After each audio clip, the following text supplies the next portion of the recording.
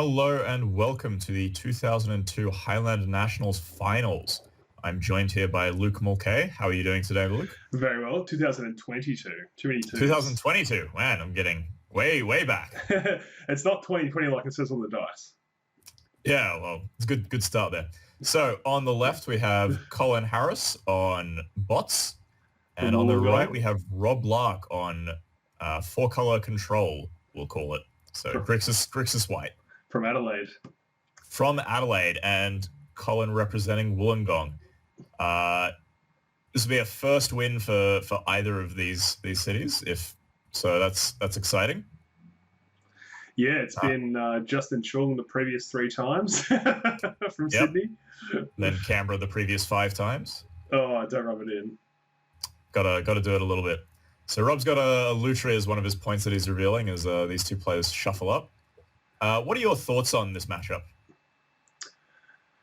Okay, well, Rob's got lots of cheap, efficient answers, and Colin is just trying to get fast mana and jam big threats. So I guess it depends if Rob's answers line up with Colin's threats and whether Colin can draw his fast mana.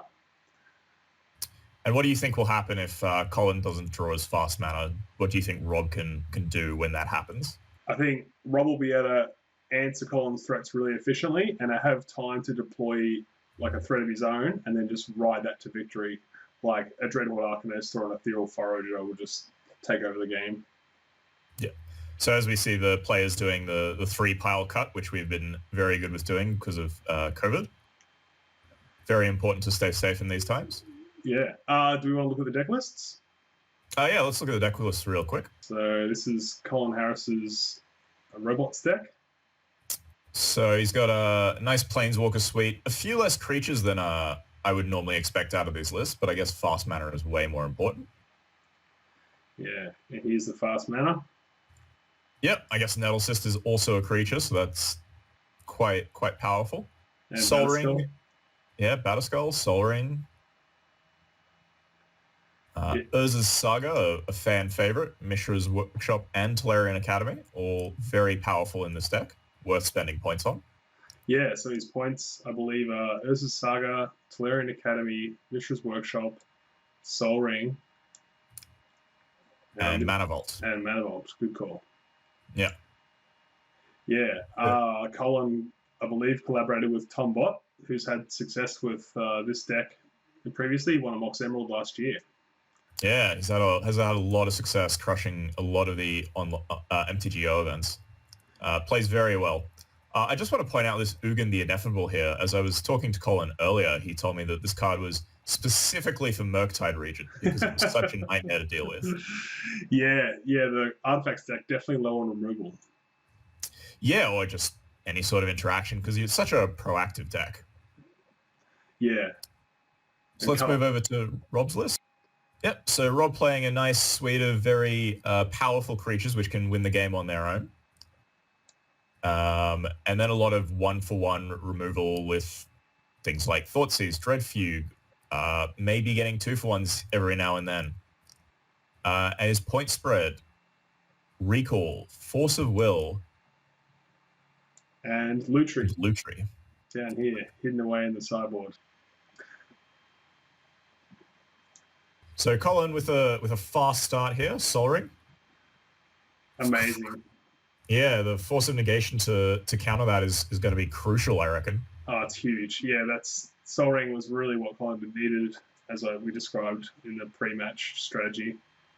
Yeah, so Rob with a Delta here in passing, probably leaving open some mana, trying to snag something else. Colin with a Relic coming down.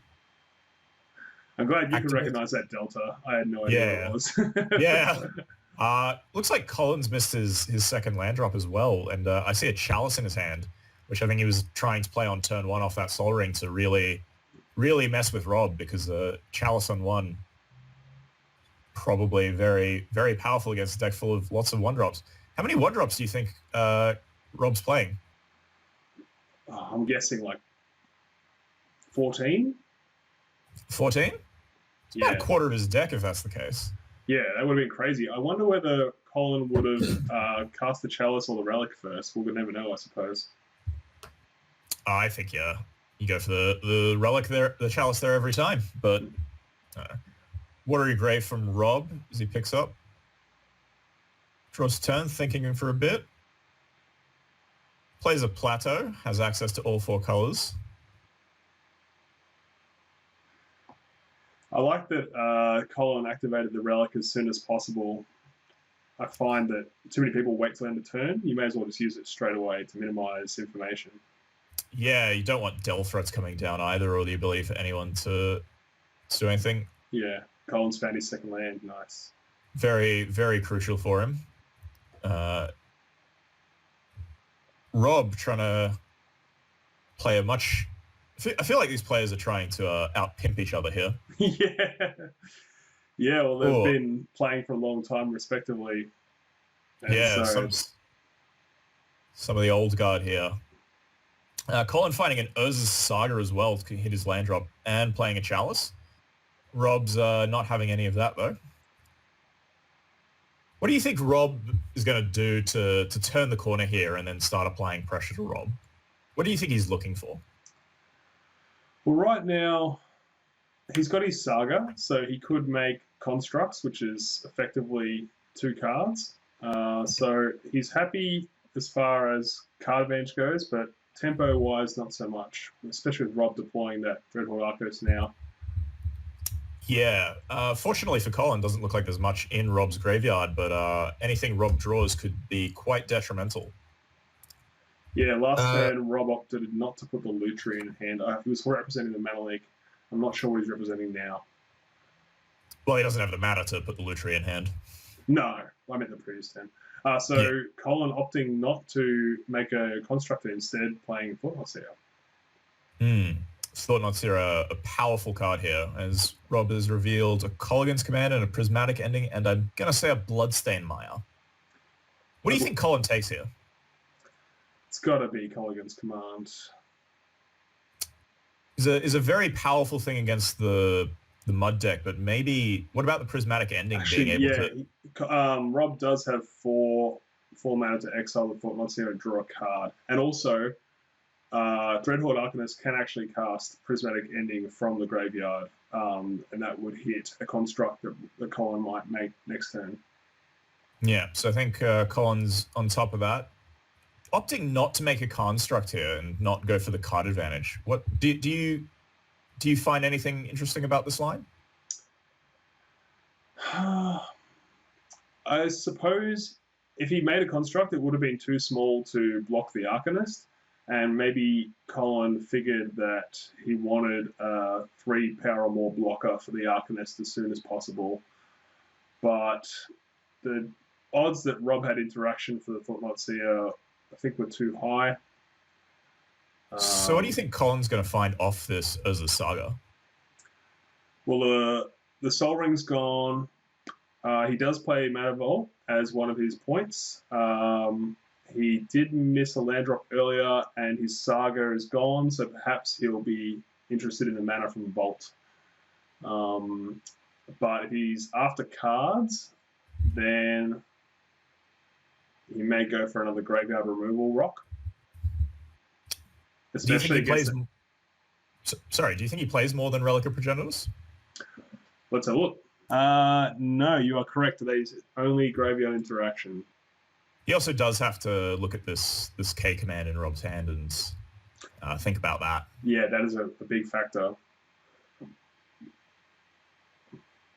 So right now, Rob has Colligan's Command open. So if he tries to deal 2 damage to the construct and shatter the Mana Vault, then Colin can still activate the Mishra's Workshop in response, and it will still die because it only have 2 toughness on the construct. Yeah.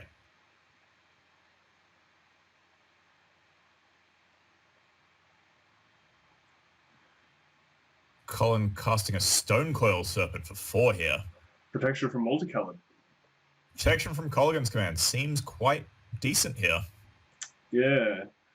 Although, as I hinted at earlier, so now Rob can still do 2 damage to the construct and shatter the mana vault to kill the construct. Whereas if Colin had played Stonecoil for 3, then Colin could have activated Mishra's Factory in response to the Colligan's command to save the construct and keep the mana vault. I think the problem there is once the mana vault dies, the construct has 2 damage marked on it, and there's only 2 artifacts though. No, the Mishra's Factory. If Colin had paid it for 3. But I'm getting ahead of ourselves. Let's get back to the game state. Yeah. So it looks like it's gone for the discard Shatter. Yeah, I suppose in hindsight, Rob wants the mana vault around because it's just going to deal Colin damage. Yeah, so some sort of clock. Rob does seem to be a bit low on resources here, and Colin's taking huge advantage out of that. Yeah, 2 cards in hand.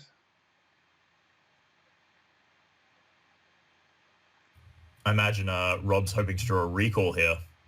That evens the card advantage. Yeah, Hymns Torak, very, very strong card. Discarding Mystic Forge and... Oh. Hangerback Walker, I'm going to say. I do like that Rob simply pointed at one of the cards. It shows that, they both have a lot of trust for each other, just casually determining the Hymns Torak. Yeah, even high stakes, I think players can just kind of relax and have a good time, and that looks like what's going on here. Blinkmoth Nexus for Colin, followed by a Ballista for 2. Yeah, with Rob on 7 life, it doesn't leave him much room. All right, let's see what Rob can draw with this Lutri to try and get through this all. Preordain, opting not to copy it. What do you think of that? Well, you've got to think about what Rob needs to get back in the game. Swords to Plowshares would be a dream because you can double it with Arcanist. I suppose, what other 1-mana removal spells does he run? He runs Fatal Push, but he doesn't have Revolt. He does have an uncracked fetch land though, so Fatal Push would be excellent as well.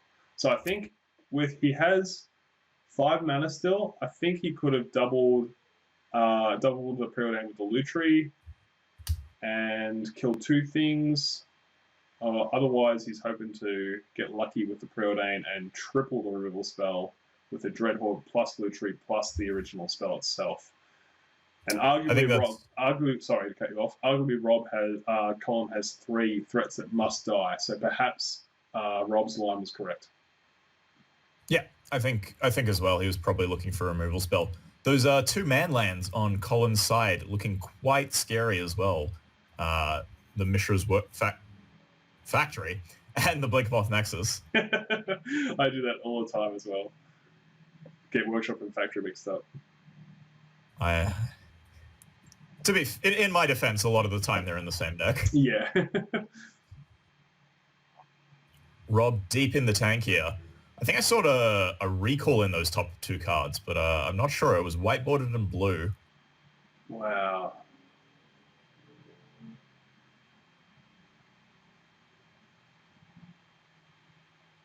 Okay, could be Swords Clashes, or it could be Recall, like you said. Yeah. Yep. Recall? Full disclosure, I saw this game.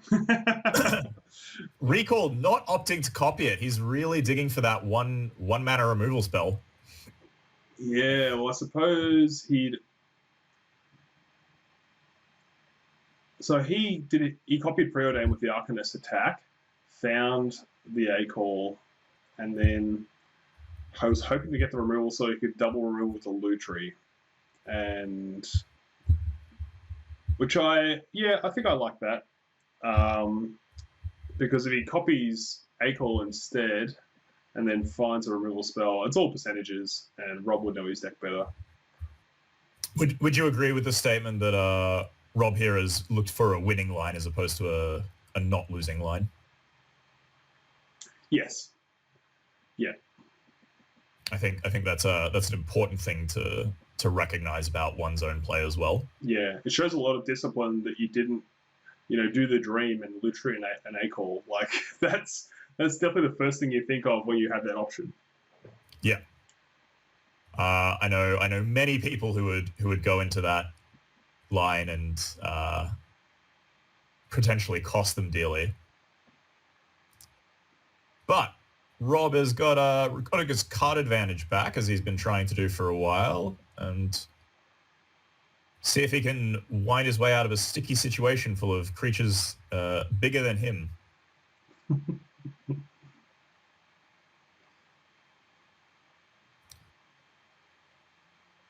Aside from removal spells, what else do you think Rob needs to sort of turn the corner here and get back in the game? Nah, it's all removal spells. Especially, that's all he can find. Like even Monster Mentor is not going to get there because I don't think he has the spells to make enough monks. It's Teferi here. Can you hear my cat? Yeah, she sounds very, very needy. She's so needy. I've never heard of a stream in which people didn't like animals being involved. True. So. I'm just gonna let her do her thing. Rob opting to bounce something. Not sure what he's bouncing yet. Yeah, it's definitely not the Stone Coil Serpent because that has pro multicolor. Yeah. Maybe the Thought-Knot's here. Draw another card. Hope to get somewhere. I think it's just got to be the Thought-Knot's here. Well, if he bounces Thought-Knot's here, then Colin has 4 from the Stone Coil, 3 from the Blister, and then another 3 from the Blister, so he's dead if he bounces the Thought-Knot's here. Okay. I missed that. So he's bounced the... Oh, actually, with the Forager, he could block the Walking Ballista and still die. So mathematically, this line keeps him alive. I think he's still dead on board to the manlands. So if he blocks the Thought Knot, yeah, you're right. He can, because Colin has 3 power manlands plus the Stone Coil. Yeah. Yep. So Colin's just got to turn his guy sideways. Yeah. I think Colin's probably recognized that. And just making sure he hasn't missed anything.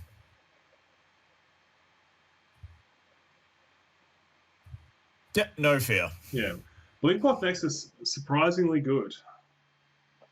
Yeah, it's definitely an underrated land. All right.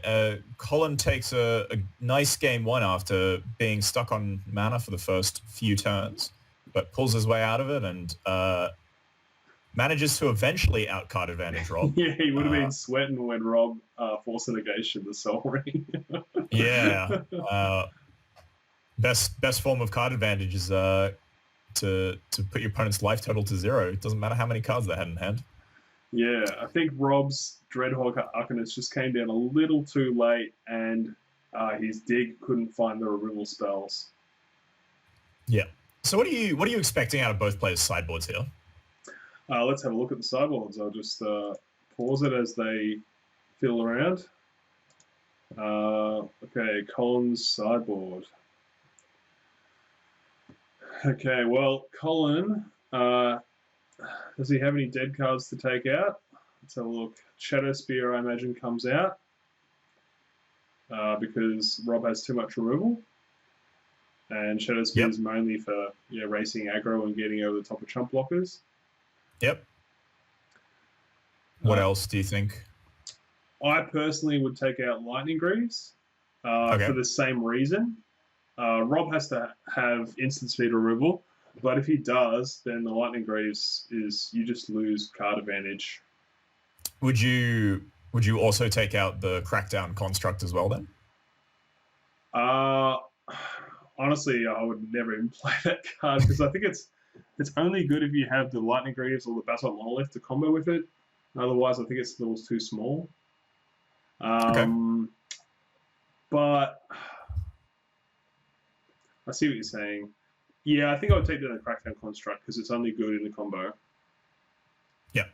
Sunring Titan is probably too expensive, but Rob is 4 colors, so I think he would keep that in.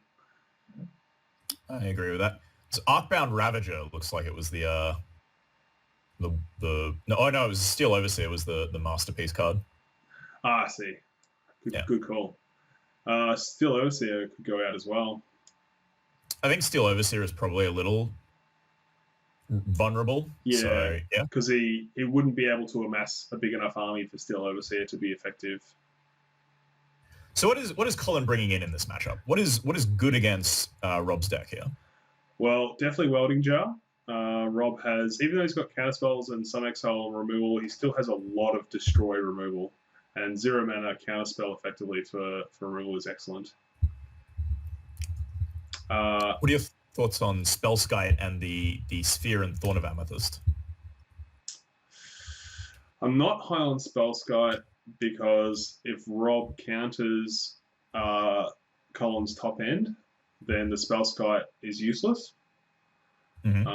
I mean, I just made the argument for Welding Jar by dismissing counterspells, so maybe Spellskite is effectively a 2-mana Welding Jar, which doesn't seem very good to me. I think he would not bring that in.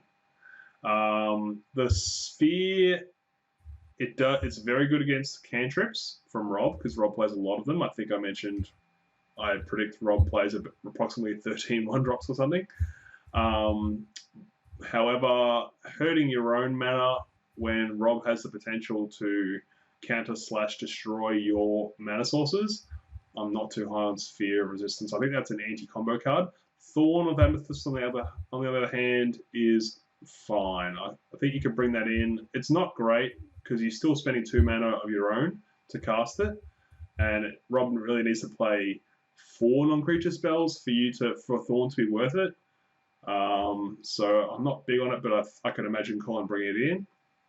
Yeah, I think I like it on the play specifically, where you can jam them turn 1 and force your opponent to have a force there. Yeah, on the play, much better. On the draw, perhaps you don't bring it in.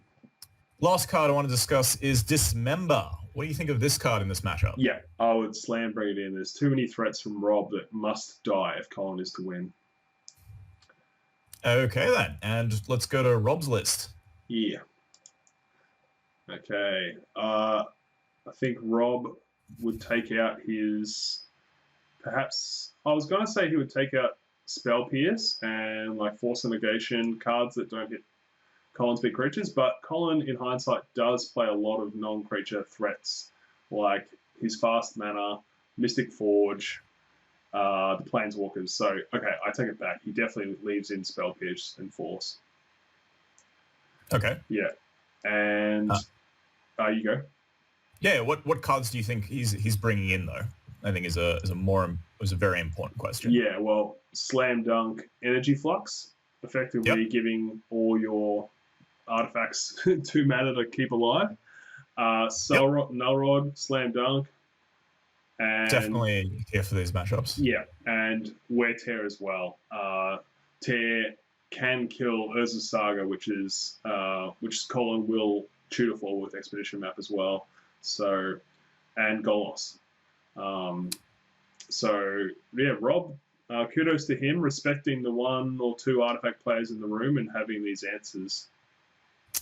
Yeah, he did tell me he was a bit nervous going into this matchup because the previous day he had, I think, 2 or 3 more anti-artifact cards in his board. Wow. But Wear Tear is a really, really cool card against Urza Saga. I'm a big fan. Yeah, well, I think, is it Michael Hearn from Adelaide plays artifacts, so perhaps Rob is wary of the deck from testing against it in tournaments. Okay. All right, we have our players drawing their opening 7s here. Colin's not happy with his. Rob looks like he's pretty okay with his. Yeah, well, the artifact deck, and mulligans a lot. You really need that fast mana, and you've only got, I think you keep a hand with Workshop, Sol Ring, of course, Mana Vault, Chalice for 1 is so effective against Rob that I could see that being a keeper as well, and Mox Opal and Academy, but that's not many cards. I think, Colin definitely wants to keep a hand with fast mana in every game. Hand on the face must not be a strong hand. Oh, he's deep in the tank. Probably a hand without a fast mana. But it looks like he's opting to keep it here. He's on the draw. He figures maybe he can draw something good.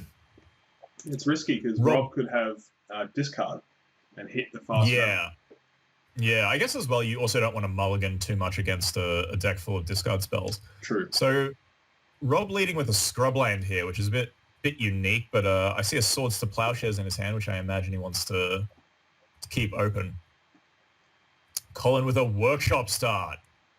Not a factory. So it's always scary when there's a Workshop start. Turn 1 Stone Coil. Wild Nactal. The cattle? Nactal. Wild and the cattle getting eaten by a Swords to Plowshares. Where have we seen this before? Rob then playing a Bloodstained Mire. Has a Wear Tear in hand as well as a Gush. Bloodstained Mire, and I want to say a Badlands and a blue spell that I can't quite make out. Oh, but Colin with a Lodestone Golem here. This could be really bad if Rob doesn't have an answer. Yeah, Colin enacting his game plan here. Fast mana and then just powerful threats turn after turn. Yeah, if you were to look at this board state, especially from Colin's side, it just looks like he's playing Vintage. I think that's an evasive action in Rob's hand there, which he's going to use to counter this Lodestone Golem. Yep, I recognised it as well. So sack to Bloodstained Mire obviously needs blue. What else got? Volcanic? Yep. Red gives him access to all four mana. All 4 colors of mana. So what do you think Rob is looking to draw here after countering this? And do you think he's trying to maintain the game, keep Colin off balance, or develop a threat? I think he wants his threat down. In a couple turns, he'll run out of interaction, and he needs that threat to kill Colin before the value from his colorless lands kick in, or if Colin keeps drawing threats, which is a possibility. For example, Golos and Urza Saga. Well, Golos fighting an Urza Saga is certainly scary, but Rob's got the Wear Tear, which is absolutely huge here. Stops him getting 2 for 1. Yeah, that's the perfect answer. That's amazing. Yeah. One for 1. That's why it's in the sideboard. What a very perfectly lined up answer here for Rob to have. Rob takes a draw. And plays an Inquisition of Kozilek. Hits the Mana Vault, and Colin's got a boat in hand.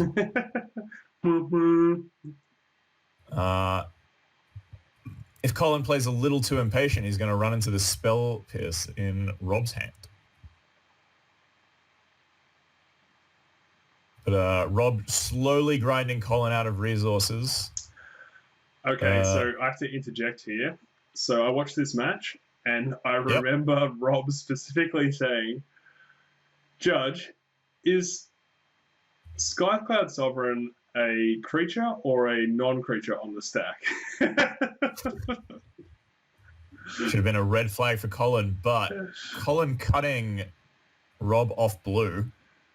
Yeah, so I presume, like, Colin's been around for a long time. I presume that gave him a read. In my top 8 match against him, he started looking through his sideboard, and then I said, is there an artifact wish? And he's like, yes, and plays Khan the Great Creator, and I felt so stupid because I've been playing this card for a long time.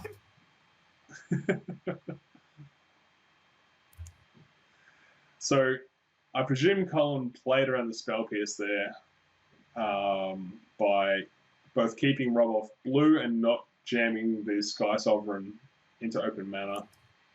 Yep. Rob putting the Lutri in hand here.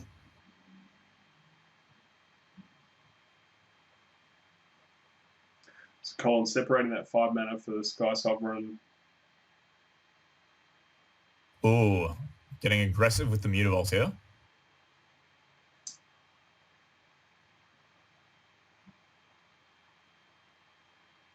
Is he going to cast his Sky Sovereign post-combat? Yeah. Okay. Maybe a little bit of a misstep there by Colin. No, it was a spell pierce by Rob, not a misstep. Oh, yes. Sorry. Seagate Wreckage, though, could potentially get Colin really, really back in this game. I imagine Rob's trying to really utilize this Lutri into slamming the card advantage and pulling lights out for Colin. Yeah, that was an interesting passage. Like, if Colin had the read on the spell pierce, he must not have had the read, because otherwise he would have played the Sky Sovereign first main and not attacked with the creatures so that he could afford the spell pierce. Yeah. But I don't know, perhaps he just made the mistake or didn't have the read. But either way, he wanted to empty his hand to start fueling that Seagate Wreckage. Yeah. So he's played a Ballista on 2 here. I think wanting to keep his hand continuously empty for this Seagate Wreckage and try and get back in the game that way.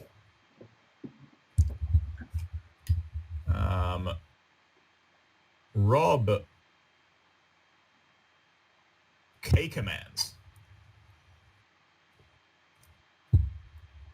Killing Ballista and Soul Ring. Ballista hits Rob for 2 on the way out. Yeah. I think hitting that Soul Ring is quite huge because the Seagate Wreckage can't tap the shop for the Seagate Wreckage. Yeah, the Seagate's very mana hungry. Rob playing a Mentor here. There's that threat that he wanted earlier. Yep. Activates the Seagate Wreckage, hoping to find something off the top. Doesn't look too happy about it. Seagate is really strong, but sometimes you can draw 2 lands and you find you lock yourself out of using it. Yeah. Expressive Iteration. I feel like this Mentor is about to run away with the game here. What do you think? That's got to be game. Like, the card selection Rob has here, if he just finds another non-creature spell, then he should be able to just chain them together and make a bunch of monks and just overwhelm Colin. Well, he's got a Gush in hand, but no second island. Yeah, I imagine that Iteration will find it. Yeah, then he can Lutri Gush, which we all love so much. So it looks like... Bring a land to the bottom by the looks of it, casting the Ragavan with Dash. Ragavan was one of the cards off the Iteration. I presume that the treasure off the Ragavan will cast a non-creature spell for the monk. Otherwise, Rob wouldn't have dashed the Ragavan. Or maybe he just wants the extra mana and the potential card off Colin's deck. But no, you're right. Cast the Preordain for the extra monk. Yeah. Which was the card he got off the Expressive Iteration as well. So very heads up there, Mulch. Thank you. Well, I watched the match. So... Still very heads up.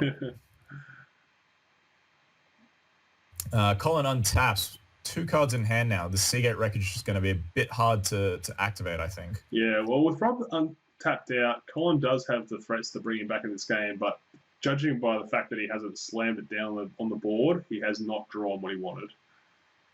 Yeah, I think Colin tends to play very fast when he's got nuts, when he's got the nuts. Yeah, these guys were a pleasure to watch, actually. They're quite fast. Yeah. So, Colin passing with 1 card in hand. I think it's a land, which is a bit unfortunate because of the Seagate Wreckage, but... Yeah, I agree. Rob with the Mental Note, choosing not to copy it with the Lutri. Which is fine. Yep. Don't need the extra card advantage, I guess. Swings in at Colin for 7. Yeah, it probably means he's got more non-creatures that he wants to cast for surprise prowess triggers. Yeah. So activate the Mutavault here, block the Mentor, pump it with the Factory. Takes the Mentor off the table, but there's still these monks left behind. And if Rob has any sort of instant speed card here, this could be very, very backbreaking for Colin. He can also pump it with the Bleakmoth Nexus. Oh yeah, that's neat. But a bolt to the face by the looks of it. Okay, not to the mutable. So Mentor was a 3/3, became a 4/4 once Rob cast the bolt. So Yep, looks like Rob's happy with that trade. Puts Colin down to 9. Casts a pre-combat Ragavan. yeah. So between Ragavan and 4 monks.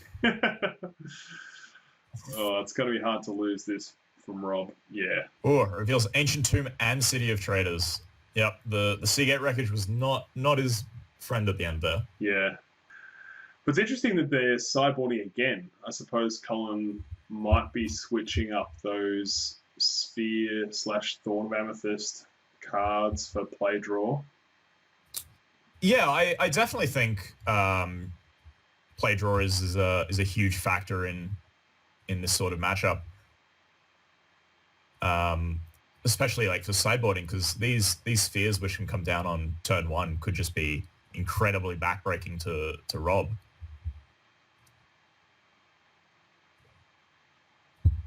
I don't know if Rob changes much, but his discard effects are certainly slightly worse on the draw. Yes, definitely. Because they can't snag Soul Ring, which is huge. But if you do have a free counterspell to counter the fast mana and then deploy a discard spell, that could be quite huge. Yeah. Yeah, they don't care. That's how I was towards the end of the tournament. It's like, I don't care. Just play as if we're playtesting. Yeah, I trust you. Yeah. Have a good time. Yeah. All right, both players draw their opening 7. Colin in the tank for a bit, or just mentally preparing himself?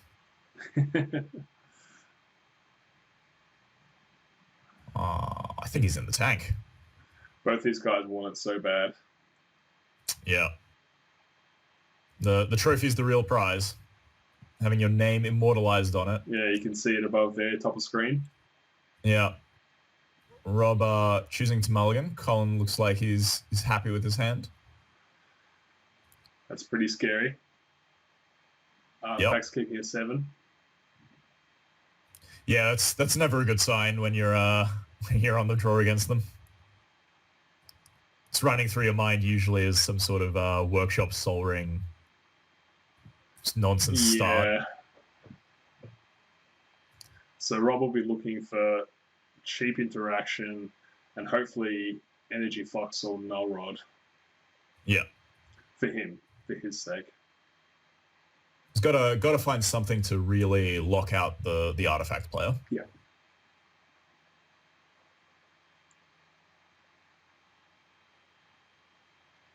One thing I always appreciate is you sit down against Colin in any sort of Eternal event, and you know he's on chops. Yeah, it's true. You can mulligan accordingly. Yeah. Play him in something like Standard, and you're like, ooh, I wonder what he's on. I think the last time I played him in Standard, I was a bit disappointed because he was on Tempered Steel, but, you know. As close as shops you can get. Yeah.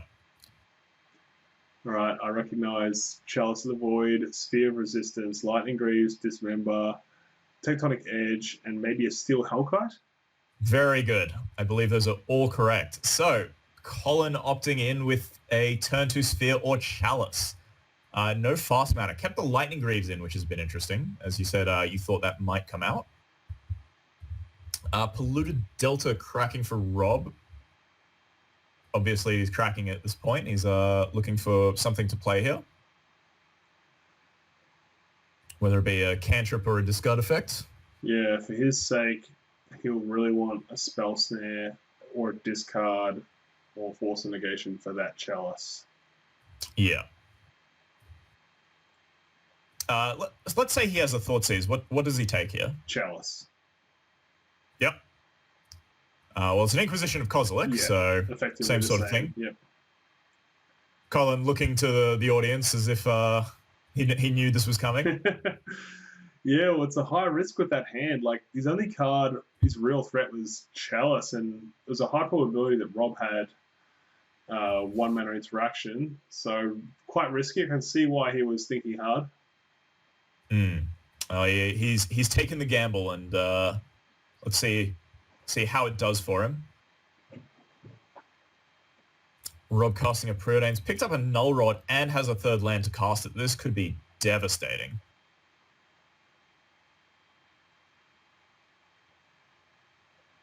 So, Colin going with the Bauble. No third land. Yep. All right, this is huge for Rob. He's effectively put himself on the play now. Yep, with a Null Rod as well. Bauble's Rob's hand. I think, yeah, it's not counted. Rob sees a land. Colin sees a land. Can you guess which one that is? Flooded Strand? I think it's Windswept Heath. Okay. But I'm not sure.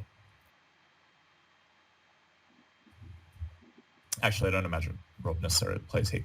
Colin is missing lands and also stuck under his own sphere of resistance here, not even able to deploy something like the Lightning Greaves. Wow. Still has the Dismember, though, to answer the first threat that Rob plays, so he can buy himself a little bit of time. But Rob knows, so he's not going to run his threat into Colin's Dismember until he has 2 threats or a discard spell.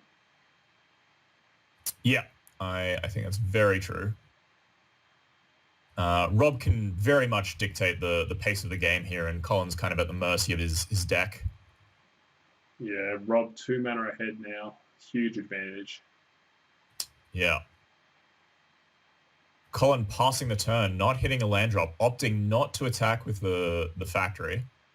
Yeah, for fear of removal, which I think is the correct play. Although, arguably, you're so far behind that maybe you need to take those risks. It's a tough call, I reckon. All right, well, that's obviously not a Windswept Heath, so I'm going to guess it's a Polluted Delta. Because he's found a Blood Crypt off the fetch land. Okay. I think Colin can still draw something like a Workshop or an Academy and sort of like slowly start to get his way back in the game. Yeah, true. Workshop would be the card he needs. That's a Misty Rainforest, I'm going to say. As I imagine Rob is playing all 4 blue fetch lands.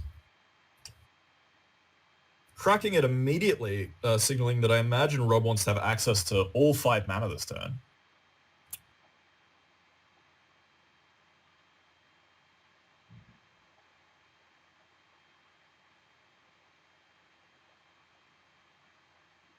Can't find the bad lands off that land, as Rob has quickly realized. The perils of running pimped cards. You can't find your whiteboarded revised jewels easily. That's some Jim Wilkes tech right there. Look at your opening hand, see how many basics you have. If they're whiteboarded, very, very quick to work it out. But it is certainly a benefit of running revised dual lands. Ooh, Tasiga can exile an additional card through the Sphere of Resistance. That's very cool. Tasiga does die to Dismember, but Rob knows that Colin has it. So I predict, I can see, I just saw a flash of a mana leak in Rob's hand. Yeah, so Colin opting not to cast at end of turn. Goes to discard. Yeah, very interesting. I wonder why he did that. I think his rationale was he wanted to tax Rob's mana during his next turn. But then he ended up casting it in Rob's next turn anyway. Yeah, I think he just wanted Rob not to be able to deploy something else here. Yeah, okay. Yeah, that's my thought, which is unfortunately backfired as this Dragon Rage Channeler comes down. Not Delirious, but Colin's finally found a third land. Hopefully can do something relevant to get him back in this game, but his only play is the Lightning Greaves. I I imagine Rob smells so much blood here. Oh yeah, he is a shark. Yeah. That's Steel Hellkite as well, also not coming down anytime soon. So not a bad thing to discard. Also leaving information away from Rob. I will never understand these Expedition Fetch lines. Maybe one day I'll memorize them all. But this one was able to find a scrubland. So Rob only with 2 cards in hand now. Also wondering if he's got the ability to activate Tasiga. Probably does, given it's a base blue deck. Yeah, definitely. Rob's got in the bag. Like, I can't imagine him losing it from here. I think a very interesting series of draws would have to happen for Colin to turn this game. Yeah. But maybe he'll surprise us.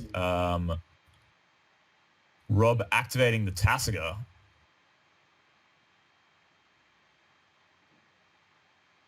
Colin sort of thinking at this point doesn't really matter. Has a Lodestone Golem in hand. Gives him back the Git Probe.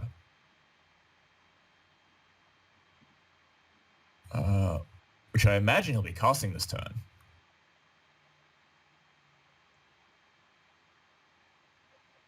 I believe at this point, Rob was asking if you could pay Phyrexian mana twice through the Sphere of Resistance. You cannot. Which he cannot. As amusing as that would be. Puts the Spell Snare into the bin, draws a card, Thorn of Amethyst, Basalt Monolith, Thought-Knot Seer, Lodestone Golem, and Khan, Scion of Urza, with a nice 70 written on it. Yeah, Colin's dead. Yeah, Rob has definitely identified that Colin has no live draws here.